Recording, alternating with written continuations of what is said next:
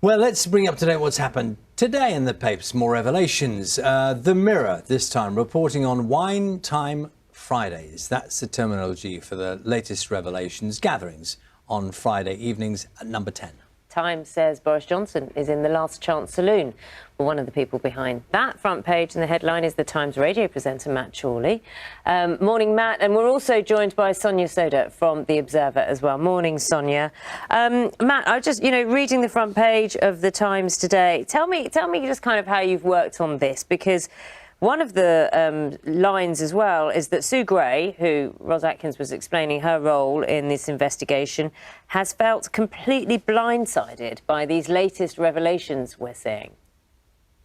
Yeah, and I think that's where it's going to get problematic, because we were told a week or so ago that Sue Gray had access to everything, diaries, CCTV. She was trawling through everything. And yet, I think the suitcase party, as I think it's now called, where somebody went to the co-op to stock up with a suitcase full of booze, that one wasn't on her radar. This culture, the fridge that we've heard about, the 34-bottle wine fridge that was installed in number 10 for drinking Fridays, as you were just saying. If Sue Gray feels that she's not getting the information, I think essentially what Sue Gray can't do is say Boris Johnson must resign. But what we thought she was going to be able to do was to produce the definitive list in every website, BBC website, Times, where everybody has got the list of parties, which keeps being added to. But Sue Gray was supposed to be the one with the definitive list. And if she isn't getting that, then she's a professional and independently minded and all of that. But she's going to be pretty furious if she feels that even now people in number 10 aren't playing ball. OK, Sonia, let's talk to you. Can I just ask, is there anything coming out tomorrow, Sonia, in The Observer that we should know about? Oh, I couldn't possibly reveal that here, but I am glad that Matt has started nicknaming these parties the suitcase party and the fridge party, because I'm starting to lose track. That is the thing. And I suppose, Sonia, it's almost like, as Matt alluded to, Sue Gray is kind of waiting for these things to come in the papers. The thinking then being, surely everyone would have been told, give us your diaries, look back on your calendars and tell us what happened. And that isn't happening. Yeah, absolutely. Well, that's the thing about an investigation that's carried out by a civil servant. It's not a court. She doesn't have the power to sort of compel people to give testimony under oath. And I think this is a problem with the process, as Matt just outlined so well there, which is now with this latest breaking story in the Mirror of Friday Wine Time. And I think this is really, really damaging for the Prime Minister, because it takes it to a new level. We were all supposed to believe this defence that he gave us last week, which was that there was one party in the Downing Street garden, or it wasn't a party. He thought it was a work gathering, even though there were trestle tables, wine being served. He gave a speech. He should have got people to come back in with hindsight, but he didn't. He now regrets that. We were supposed to believe that maybe that was a one-off. Now we find out in the Mirror that sources say that he was regularly popping into social gatherings on a Friday evening, and that staff felt tacitly encouraged by him. He was saying, you're letting off steam here.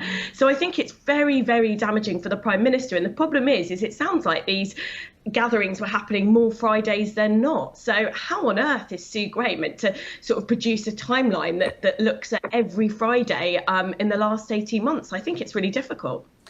Sonia, Matt, very good morning to you. It's Charlie here.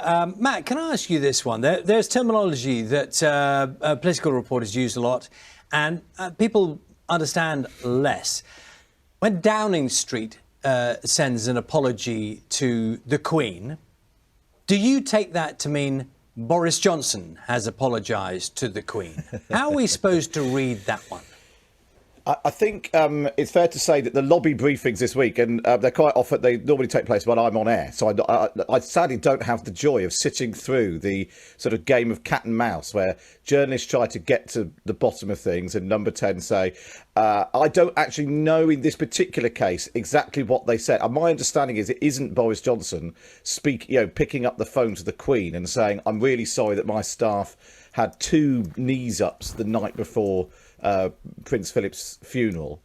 But the other thing about this is it's only the latest thing, which has been really bad for the relationship between Boris Johnson and the Queen. It goes right back to the promulgation and was she misled about proroguing Parliament over Brexit. At various different points there have been, the relationship has already been quite tested. I think the Queen has had an awful lot of Prime Ministers on her watch. I'm not sure Boris Johnson necessarily be the top of her list for her favourite. And Sonia, I know there's a phrase that is often used, the cut-through moments in issues, on this occasion to do with parties at Downing Street. Has there been, do you think, a genuine cut-through moment where the public is fully engaged and takes a position? Yeah, I think there absolutely has. And you don't need to trust me on that. When you speak to MPs, they're reporting that they are getting correspondence from angry constituents. There are very few issues that exercise people who don't normally write to their MPs to write to them. We saw that with Barnard Castle, and now we're seeing it again with Partygate. And I absolutely think that this is something that the public have clocked onto.